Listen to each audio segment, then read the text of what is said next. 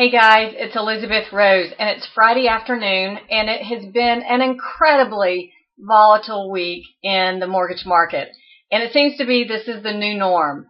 So gone are the days of just kind of an easygoing up and down motion of the market. Now it's just like absolutely crazy. You may have heard that rates have been rising, and I wanted to share with you a little bit of what's going on. Today we finished the day ending down 40 basis points. And when I say down, that's not down like lower interest rates. It actually has the inverse reaction when the market's down. So when the market's down, interest rates are up. And the market this week finished today alone 40 basis points down. I'm going to take you in a minute and show you a graph so you can see what's been going on. But when we look back to where we've been, and we started this year knowing that interest rates were going to be on the rise, we've been watching and waiting to hear what the Fed has had to say about hiking their short-term interest rates, which has not yet happened. And we've been watching inflation. But we've had another little thing thrown into the mix, something that's, from another planet, you might say. Over in Greece, there have been talks of a bailout. And all of this conversation that's taking place across the pond is putting a lot of pressure on our bond market. Stocks have been doing so much better in light of the news and the pending negotiations or conversations. Tomorrow there's a big meeting about the Greece bailout, and a decision is expected.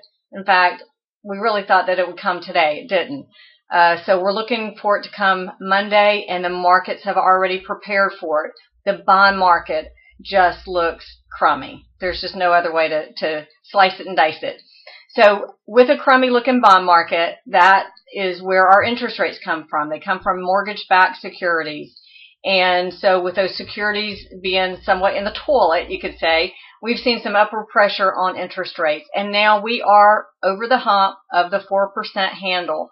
So if you are out there shopping for a home, you've been pre-qualified in the threes, you might want to reach back and double check your figures and make sure you're still good to go for that certain price range with the rise that we've seen in interest rates.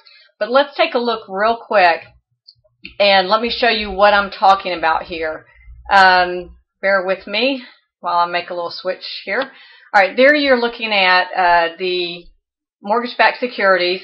And over here in the left-hand column where you can see my little hand signal, that is the beginning of this year. And if you can see, let me see if I can drag this chart over a little bit. Here we go. You can see we have come quite a ways down, and here we are today. You see this red candle here at the very end. It just stinks. We have fallen from, we've fallen over 200 basis points just in the matter of about 30 days or so. 200 basis points in mortgage-backed securities translates to 0.5% in interest rate. So if you were looking at something around 3 7/8, 3 3/4, somewhere in there, you're now looking at 4 1/4, 4 3/8, 4 1/4. You're going to be in that range somewhere. So I strongly advise you, if you've already been pre-qualified and you have one of those beautiful rates in the threes, and you are still looking for a home and have not made an offer yet, and you're not locked in on a rate, it's really prudent for you to get back and make sure that you are still going to be okay when the time comes to write a contract, because you don't want to fall in love with a house and then find out that you just don't quite qualify for it anymore. So anyway, with that, I wanted to just let you know what's going on, what I'm seeing. And honestly, I get asked an awful lot where I see interest rates going over time, over the rest of this year, the rest of the summer even, just in that short time frame. And honestly, every major forecaster out there has said we're going to see an increase in interest rates. We are already seeing it. And now every day, intraday, and certainly looking at just a week's picture, we are seeing a lot of volatility. Some days we will get some improvements. We'll see a little bonus. And other days we're going to see some increase. Overall, though, the trend is that rates are moving higher, and there's just no other way to slice it or dice it. That is what it is. So where will they be at the end of the year? Nobody really knows. The Fannie Mae, Freddie Mac, a lot of the forecasters have predicted that they would be in the high 4s to maybe knocking on 5. I don't really see that. But then again, I don't have a crystal ball. Neither do they.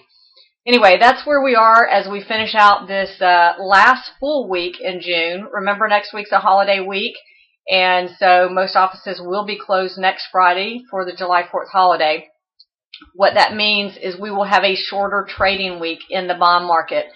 A lot of times with holidays, we'll see an exit of all the traders. They're heading off to who knows where, Kennebunkport or wherever they go up there to the shore. And so with lighter trading activity, things can be exacerbated, and so we could see increase in volatility, or we could quite frankly see it just flatten out.